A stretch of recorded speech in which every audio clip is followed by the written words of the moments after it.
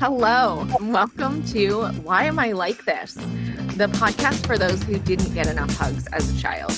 I'm Laura Wood, and I'm a trauma therapist. And I'm Michaela Beaver. I'm a psychiatric nurse practitioner. So, Michaela, why are we doing this podcast? I'm so glad you asked. We want to help you understand yourself a bit better, how the things you learned about yourself and the world in childhood are still affecting you today. We want to figure out, why are we like this? Those random things about ourselves we might wonder about, like, why am I so jumpy? Why am I so anxious? Why do I take everything personally? Why are my thoughts so negative? Why do I feel like I have to fix everything all the time? Yes, and along those lines, we are talking about feeling judged today, and we're going to try to answer the following questions. Where does this feeling come from? Does everyone have an inner critic? How do I stop feeling this way? How do I stop feeling so judged? So, Michaela, what do you think? Where does this feeling come from? Well, I think that, to start, let's talk about what does it feel like to feel judged, right? It's a painful feeling, and it kind of stems from our personal insecurities, our past experiences, and what our own thoughts about ourselves and what we think people feel about ourselves, right? And so I think that the feeling that we're getting is coming from a mixture of all of these different experiences. What do you think? Yeah, no, that's such a good point when you say that it's about the way that we feel about ourselves, and our insecurities. Sometimes I think that when we're feeling judged, it's really what we're doing is we're saying, I feel this way about myself, so I bet everyone else can see it too. We almost have this sense that people can know our weakest feelings or moments, or they know what we think is the worst thing about ourselves. And we feel like they are laser focused on that particular stuff, if they could see who we really are, then they can't like us, right?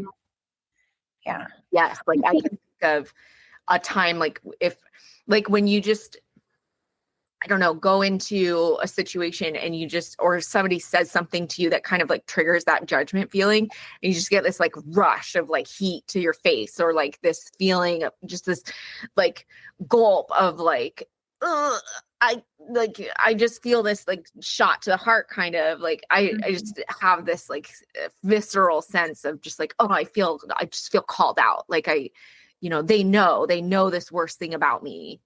Yeah, absolutely.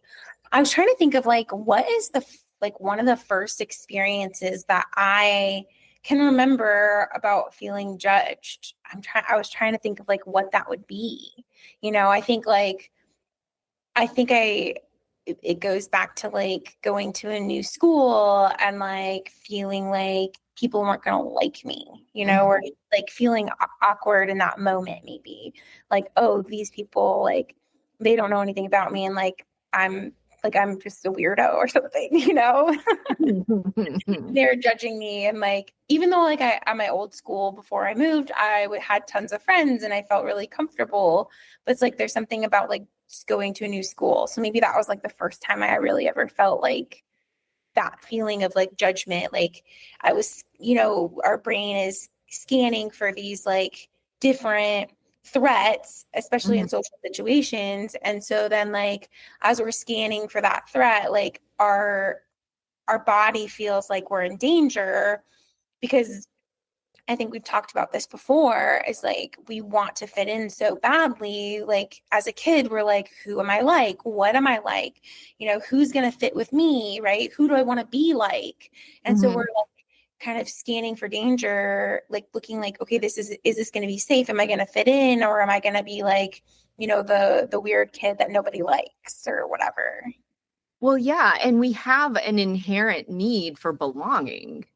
We can't make it on our own. We have to have a crowd. We have to have our people. We have to have our tribe of folks who are going to look out for us and who are going to protect us. Like there's safety in numbers, like there's, and like in school, I can think of like group projects, like you have to do stuff. So like not even just from an evolutionary perspective, but like generally you have to work together with other people. Lunch is like the worst.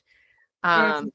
Having to find a new lunch table when you're a new person at a school, like making friends and figuring out who you're going to sit with at lunch. Like that's a huge choice.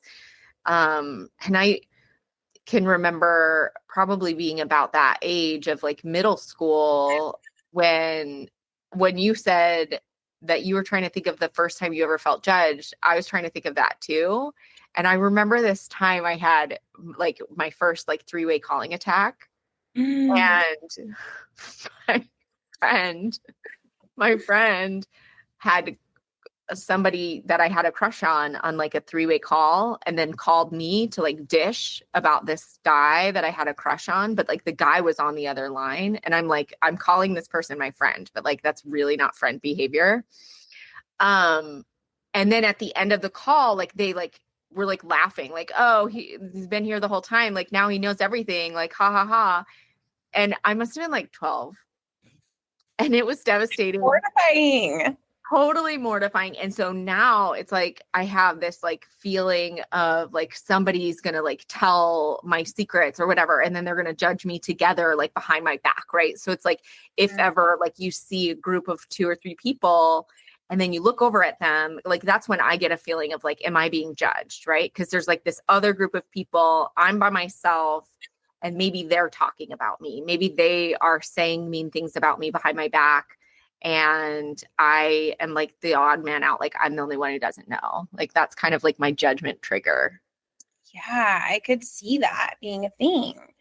And I like literally was thinking of like Mean Girls as you were like telling me that. That's Yes.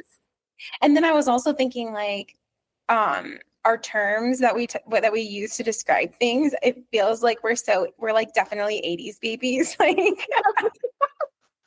we grew up in the 90s and our terms for things like, I was like, I wonder what like, people, that like from this newer generation would say like, oh, it's so mid or whatever, they come up with some term that and we're like using such old school terms to describe things. I know nowadays you couldn't even get stuck on a three-way calling attack because everybody has cell phones and nobody has landlines. So like there's no way to not know that there's somebody else on the line. Like it's obviously a three-way call.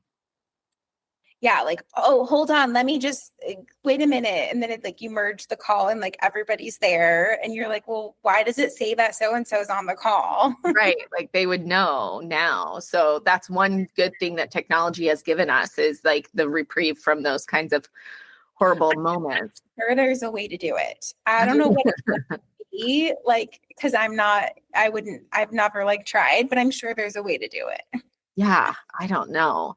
But just like that feeling of like not being safe, like walking in a room, like when you're describing that experience of just like scanning around and like who's okay, who's a safe person for me, who's not a safe person. I talk sometimes about our channels of information processing, and one of them is affect. So we have our sensory processing channel, like this is like, how do we take in information? Well, we take it in through our senses, right? Our taste, touch, smell. Mm-hmm. And then we take in information through an affective mechanism as well, which is like we're vibes. We're scanning the vibes.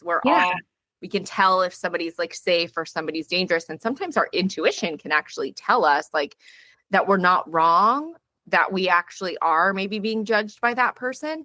Then I'm wondering like, why is that so bad? Yeah, that's true. I think micro expressions are a huge piece of that, is we're picking up on those like little like nonverbal cues. But I think you're right. Like, why do we care so much that people like us? Mm-hmm. Right? 'Cause, like that's the biggest part of this, is like we care so much about fitting in. We want to be part of the cool people group, or we don't want to be left out, that I think then our body goes into, it's like almost like the self-fulfilling prophecy, right? Because then Mhm. our body goes into danger, fight or flight, and then we don't act like ourselves. And so then Right. nobody actually really knows the real us, or we try to pretend to be somebody that we're not, and then we attract the wrong people, and then we're unhappy in our friend group and feel like we don't fit in. But the problem was is that we never felt comfortable being ourselves to begin with. So we didn't really attract our people. Like you said, our Right. tribe. Like nobody really knows the real you if you never can get out of that cycle of like of trying to portray yourself in some kind of way, or like to not be able to be yourself. Like I think of like folks with like social anxiety and like Mhm. how like, you know, they shut down and then they like don't have any, they feel like they don't have anything to contribute, or their brain freezes and they don't have anything to say, and then they feel like it was a terrible experience because, you know, they didn't contribute to the conversation, or they felt like nobody talked to them. Right. Our social engagement mechanism competes with our survival mechanism. So when we're in that survival mode of like freaked out and insecure and scared and like not sure, and we have all these feelings inside, like those visceral reactions that I was telling you about, like that gut punch, like when we're feeling that, our social engagement system is really not engaged. It's not online, because when we're in danger, well, socially engaging is not necessarily the right move if we're being threatened by somebody, right? Like we need to distance ourselves from them. So we have this kind of, they're competing mechanisms a little bit, and we need to be able to influence our safety in ourselves, like just being comfortable enough with ourselves to have that social engagement system turned back on so that we can really connect with somebody, and then we can really feel like those people are our people. Like, when we're kids, if we grow up in an environment where we have a lack of attachment or insecure attachment or anxious attachment, or feeling like we're not enough, or feeling like if we're told all the time that we're too much, that we're, or if our family's hypercritical of us, then we're shutting down our social engagement system in all of those moments. And so we're lacking the development in order to like really feel confident and really feel like it's okay and safe to be ourselves. Yes, absolutely. And I see this in like kids that, or people that have like neurodivergence, like ADHD. You Mm-hmm. know, there's so much negative reinforcement that those kids are getting from like the very, very beginning. It's tough, like being a parent with like neurodivergent kids. Like I was at the movie theater yesterday and the guy selling popcorn was like, I don't remember exactly what he said, but he was like, man, he's got energy, right? Like he's a lot, and like people can see that like these kids are a lot. So I think that Yeah. like you get a lot of negative reinforcement because they're oftentimes not able to slow down enough to make good calls, and so then they get, their parents get frustrated with them, or they get a lot of redirection, and that can be overwhelming for them. So then that can lead to, indirectly, not on purpose, but that can lead to them feeling very misunderstood, Mm-hmm. to feeling like they don't fit in. Well, then if you have this idea about yourself that you're not okay, that you're always going to get in trouble, that you don't fit in, that's going to affect your social engagement with people. That's going to affect your ability to feel safe in social situations, right? Mm-hmm. Absolutely. I recognize that with my clients who grew up with ADHD, or who, like kids who have, neurodivergence now. I see that in them too. I see this sense of there's something wrong with me, not because of this neurodivergence, but it's because of the feedback. Mm-hmm. Right? It's not, I think there's something wrong with me because of the way my brain works. It's, I think there's something wrong with me because people tell me there's something wrong with me all the time. Mm-hmm. And I'm getting this feedback from the environment that I'm doing something wrong, or that I'm doing something bad, or that I don't have control over myself, that I should. right? There's a lot of shoulds in those environments. And I think that's true for all kids when it comes to adults really sending a message to kids that kids are somehow not performing adequately. Like I see that a lot. Like, you know, my kid lies, or my kid's manipulative, or my kid is this, or my kid is that. Like, my kids, you know, when I'm describing a good kid, I'm describing, oh, they were so easy. They never got into any trouble. They were like compliant, right? And then when I'm hearing a parent describe a quote unquote bad kid, it's like, well, they gave me a really hard time. They were always running into things. They were always getting into trouble. They were always, so it's like we have these we judge our kids automatically as adults. And so I think that all kids and people really grow up with that, at least in some level. And I think like when you were saying all those things, I was like, oh gosh, like that is all about the parent. Right. How did it affect me? Oh, I had to work so hard. Right. Mhm. And so, you know, we're judging our kids, and yeah, it's all about judgment. And I think it's coming from the fact that we feel judged as parents. We're judging ourselves Mhm. and how we must be falling short because our kids are not doing what they're supposed to do. And like, oh, look at that kid. That kid looks so good. Like, why, like, I must be doing something wrong, or they must be judging me that I'm doing something wrong, that my kid's not doing what they're supposed to do. Mhm. It's all about judgment. Absolutely. It's all about judgment. Like parents judge each other. We judge each other in society. You know, moms judge each other. We think about our outcomes and like the success that we're showing other people, but we're not necessarily thinking about the traits that got us there, right? We're projecting these outcomes. We're saying I'm successful, and we think those are the things that people are going to judge us about. But we're not really focused on, well, why am I successful? I work really hard. I'm passionate. I'm right. Like we're not. So if we think about kids and we talk the way we talk about kids, like, oh, well, they are going to this college and they're playing this sport and they're doing all these things and they're involved in all these activities. Like, okay, but like that doesn't actually say anything about the person, like as a human being. You're not saying like, oh, they're kind, they're passionate, they are curious, they are, you know, engaged, they take good care of themselves by, you know, really investing in their own well-being, and they get excited about these things. Like we don't describe our kids that way. No. Oh, I think it even goes way back further, way back before that. Oh, my kid crawled. Oh, my kid walked.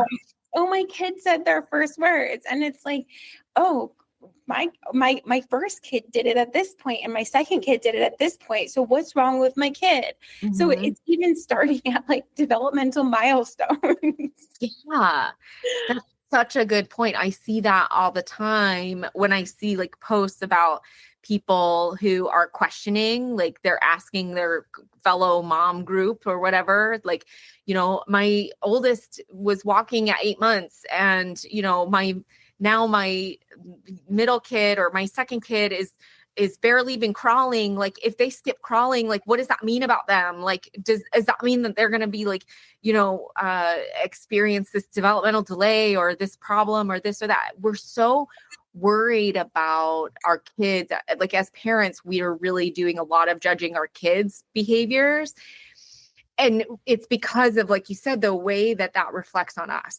What will people think of me if my kid has a delay? What will people think of me if my kid doesn't walk by this age? Or, you know, what will the doctors think of me if I take my kid in and they're sick? Are they going to think that I'm a bad parent, that I didn't take good enough care of them? What will the teachers think of me if my child has a learning difference? Like, what will, right? We apply what other people do, and we apply outcomes to ourselves and how that affects us. Sure. Yeah. I mean, I remember thinking like, oh, I walked at 9 months. So my kid's definitely going to walk by 9 months, right? Like, Mhm. whatever. Like, and I remember thinking those things, and it's so arbitrary. It's like, okay, they didn't walk till they were 12 months. They still met their milestone. They're perfectly normal, Mhm. perfectly healthy. But I think that like anxiety and like Yeah. worry about things, depression, those things are going to amplify our like concerns about being judged, right? They're going to affect how we feel about ourselves and about our kids and like what Mhm. the world thinks about us, even more so. Yeah, overthinking and anxiety and shame-based thinking, perfectionism, like those are all things that I can like that really tie into this belief that people are judging us all the time and this like inherent need to judge ourselves and judge like our kids and judge, you know, our outcomes. Yeah. And when we grow up, like those of us who feel like we're being judged all the time or we need to explain ourselves all the time, often that's because we grew up in an environment that was very critical and very I want to say maybe closed to other people's experiences. So like controlling environments where if the people who raised us were constantly saying like, well, you should be this way or you should feel this way or you should think this way, and there's not really an exploration of like, well, but I think this, is that okay about me? Then we have this kind of internal judgment, that quote unquote inner critic that we talk about, like that inner critic who starts narrating, how everybody else must be seeing us and how should see ourselves because we're doing everything wrong. Yeah.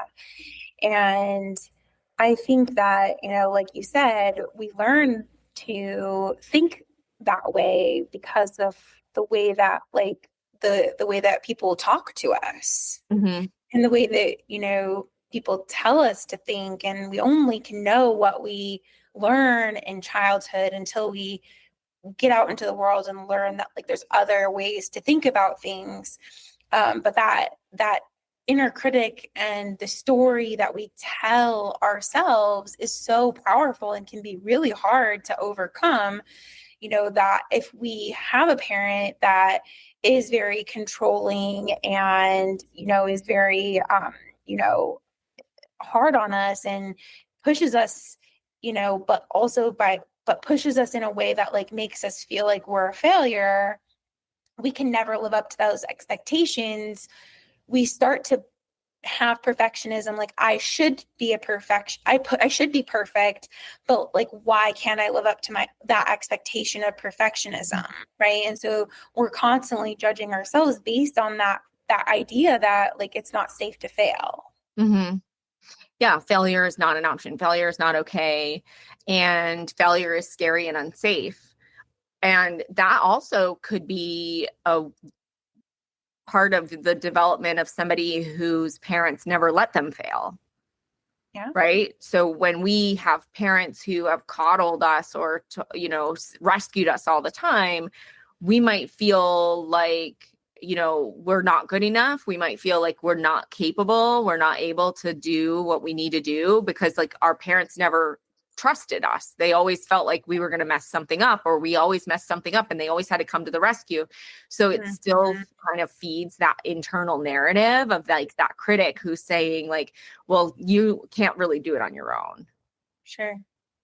Well, and then if we have all these negative thoughts about ourselves, these cognitive distortions, mental mistakes where we think like, I'm not good enough, or, I'm going to mess up, or I'm going to embarrass myself or whatever, then when we have that internal critic, we then find ourselves putting, like that mind reading kind of thing where we're putting those thoughts on other people. Well, if I think this about myself, then they must think it about me too. Like, and so then we have, it makes it harder to enjoy experiences with other people because we always are thinking that they think that same stuff about us. Yeah. And then we're looking for that reinforcement.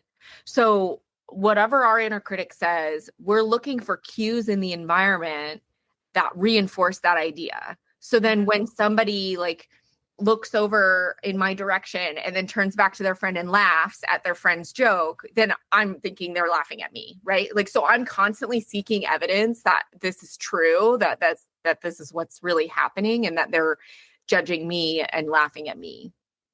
Yeah, even though there's so many other like, you know, cues to the opposite, or like things that prove the opposite, like none of those things matter because that one thing happened and therefore that must be true. Well, right. And we're always telling our brain what to look for. Like, we're telling our brain what's important. So when we have this loud inner critic that is telling us that we need to change the way we are, show up differently, put on this mask socially, or, behave a different way, that we're not good enough, we've got all this stuff going on, we're telling our brain, we're sort of reinforcing like, hey, this is the most important thing. So notice everything that you can find that reinforces this idea and that continues to prove that you're right, and, make sure that you are focused on making these changes. I think a lot of the time when we see this evidence, or we see this reinforcement coming in, we think that that means something. We're taking that to mean that we're right, and that we are imperfect, and that we are, a failure, or that we are, not good enough, or that we are too much. Like, we're taking all those things to like validate that and to mean that, when really we're just noticing things that reinforce that. They're just coincidence. Like, it's not really more. The fear response, right? Right. We're fearful that we're going to be judged because of these areas that we're most insecure or ashamed of, and then our brain is on scan for them because it's trying to protect us from danger. And that's the danger, right? Like, it's dangerous to be that. Like, so like we're having a conversation and we're talking, and then all of a sudden, like you say something that makes me feel like I said something stupid, and that might like, make my fear response kick in, and I'm like, oh.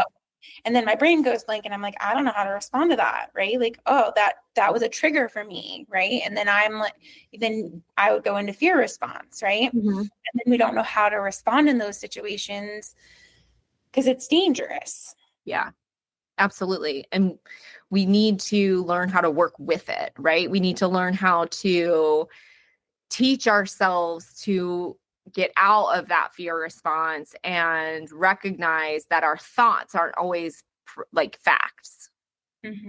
So not to believe everything we think. Exactly.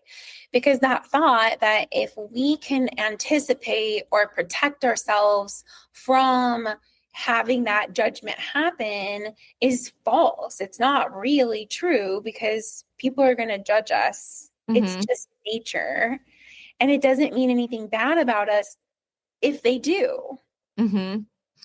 That's such a good point. It doesn't mean anything bad about us, even if somebody is judging me. Like, people are judging us right now.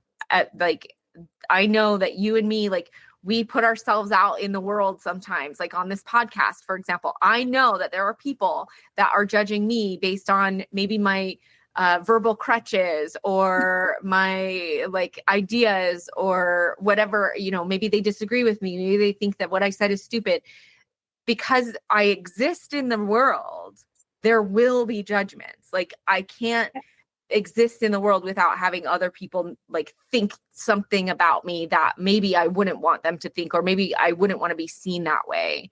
But I also know that if I'm authentic and I show up in a way that is true to me, and that is my authentic self, like with my social engagement system turned on, saying I'm safe, I'm here, this is who I am, I make mistakes, and that's okay, then, I can live with that. Yeah, that's such a good point. And I think that, when you're having that moment of being like, oh no, like I'm going to be judged, or I feel weird, right? Like, you're having that moment, you can say like, okay, just name it. Like, this is a past trigger for me. Like, I know that this is just my inner critic saying like, saying the things that I, think about myself. I'm, putting my own thoughts onto somebody else right now. Like Mhm. this isn't true. And it doesn't have to mean anything about me. Right. Or maybe it's partially true. Like maybe, there's something that has some truth to it, but it doesn't mean that I'm bad. Right. I don't need to feel shame. I don't need to feel bad about that. It might be true and I can work on that. Mhm. Absolutely. None of us are perfect, and that's okay. We will make mistakes. We will say things that are less than representative of our entire cognitive abilities. Like we will make statements that don't necessarily represent who we fully are and that we want people to understand. Um, we will have opinions that are unpopular sometimes. We will have ideas that not everybody is going to love. Like that's okay. That doesn't say anything bad about us. There's not always a specific right and a specific wrong. I think that black and white thinking of like I can be perfect and I can be right all the time and I could maybe never mess something up, that's not real. Agreed. So I think what I'm hearing you say is like that we need to practice having some compassion for ourselves Mhm. so that we can kind of let go of the need to be perfect and Yeah. like do everything right or look the right way all of the time. Mhm. Absolutely, compassion for ourselves. And then also, we need to have some capacity to evaluate like, is this really happening or is this just a thing that I think is happening? Like checking the evidence, right? Like, and kind of saying, like, what's the worst case scenario here? Is somebody judging me? Maybe. Well, then what? Right? What's the worst thing that could happen? Or, noticing um, are they actually thinking about me or are they just talking amongst each other? And then knowing that I can't read their minds, like I can never know what other people think of me, and that's okay. Yeah, I like that. I also think about, all of the information that's coming into us all of the time, right? And so if we're scrolling on Instagram and we're seeing all these people who are in our like field or who are doing something that we want to do and we're not there yet or whatever, like we're looking at all of this stuff all the time. Maybe we need to like unsubscribe or like unfollow those things so that we can take a break from having to put that pressure on ourselves or like get rid of some of the things that amplify our self-judgment. Hmm.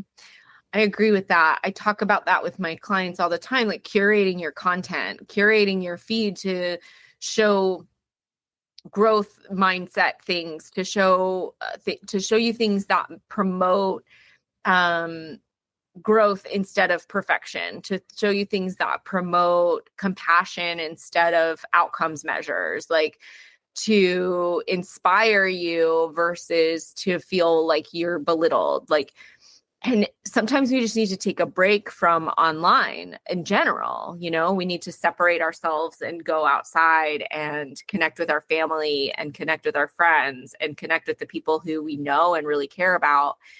And we need to kind of reconnect with ourselves. Like another way to do that is like a vision board. I think about kind of putting up a vision of like how do you see your best self? How do you see yourself today? Where do you want to go? Giving yourself some space to explore what's important to you and who you truly are versus who do you want people to think you are, or who do you want, like, what do people see you as? Yeah, that's good. One of the things that I was thinking about as you were talking is like, okay, we've talked a lot about feeling judged. Hmm. But what if we're the people that are doing the judging? Like, what if Hmm. we find ourselves, because, like, I mean, we're all making judgments all the time. If you say that you're not, you are lying to yourself, right? Because we're all making judgments. But we can choose to, it's how we choose to use those judgments. And so I think like thinking about like how we're portraying those judgments to the world, right? And like being mindful of how that like might affect your own feelings about yourself, right? Like, Mhm. because I know that like when I have said things that maybe aren't the kindest or like whatever, I don't feel very good about myself after that, you know? And so just being mindful of like how we're treating others when we do have those judgments and things, I think that that's important too. Yeah, I agree with that. And also letting those judgments go quickly, right? Not holding on to them. So, like, we can't control our thoughts, but what we can do is we can work with our thoughts in a different way.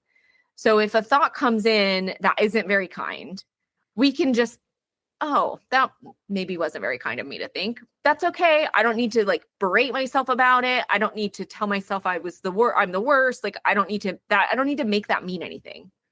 I can Mhm. just say, that was the thought. I'm probably not going to go with that one. I'm going to find another thought instead. Exactly. Yeah.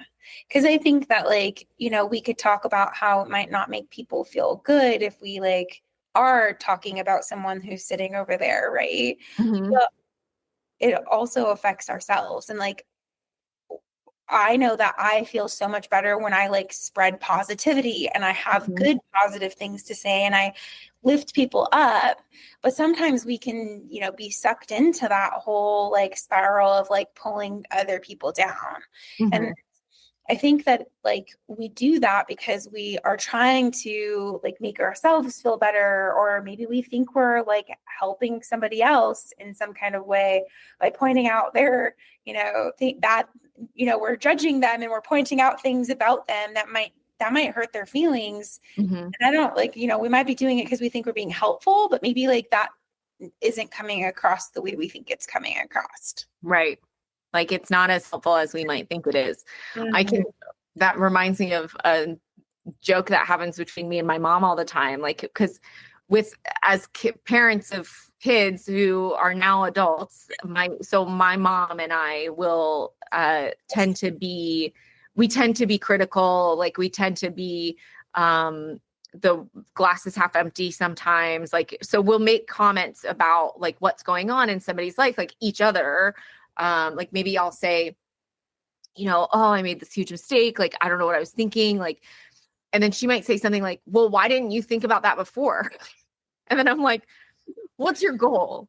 Right? Like, what is your goal here? And so, like, if one of my kids says something and then I'm like, well, you should have done it like this, it's like, what was your goal? Like, how's that helpful? It's not that helpful.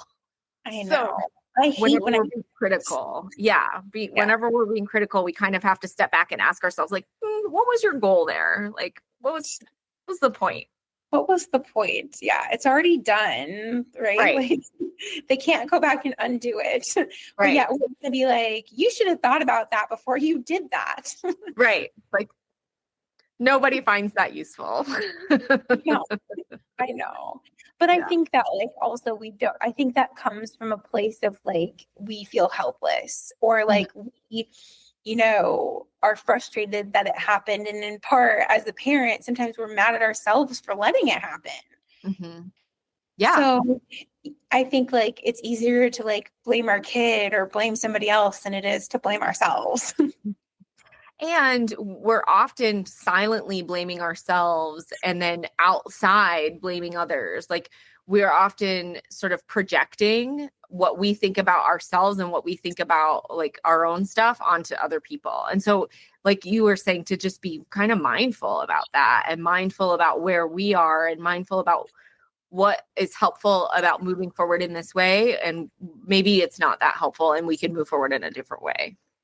Yes, absolutely. And I think that like with that, you know, I'm not going to say that I'm like the most positive and like always happy and whatever person, right? But I think that like ultimately we need to surround ourselves with people that are safe and that we don't constantly feel judged by. And I think if we have a relationship where we don't feel like it's that safe, it doesn't mean like write it off, but I think that like we need to work on setting some healthy boundaries with those people so that they can know, like maybe they don't know that that bothers us, right? Like that they're constantly, you know, criticizing something about us or telling us that, something, they like something else or they don't like that thing, right? And maybe we need to set a boundary with that person and say like, hey, I feel sad when you say that to me, or I feel, that makes me upset when, you point those things out to me, and you can bring it to their attention that like maybe they are hurting your feelings in some kind of way, and they can learn to respect that, but if you just let them, they for years and years and years, they've said whatever they wanted to say, and you never set a boundary, you just quietly felt judged and sad and hurt by those things. They have no idea. I think that's such a good point, especially when you're feeling judged and you're maybe being judged by people who are the closest to you, who are your safe people. You can set boundaries with your safe people and maintain those relationships in a really healthy way. Like, we have basically learned that people are not safe, and we need to unlearn that. We need to unlearn that fear and change the way that we perceive our relationships in terms of safety and in terms of danger. Like, hey, it is safe to speak up for ourselves. It is okay to be authentically us and say like, hey, that hurts my feelings. And it is okay to be vulnerable in that way.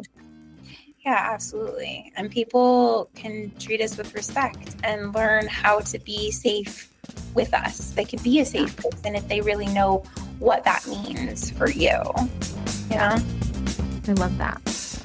Yeah. Well, I think that's a great place to end it for today. And so thank you so much for this conversation. This was excellent. Yes, I learned so much. I always do. So thank you so much for listening to Why Am I Like This? And if you like our show, please leave us a rating and review on your favorite podcast platform. Follow the show and share it with your friends. This episode was written and produced by me, Laura Wood, and Michaela Bieber. Our theme song is Making Ends Meet by Thick as Thieves, and a special thanks to Core Self, Benevari Counseling, and Active Healing Psychiatric Services for sponsoring our show.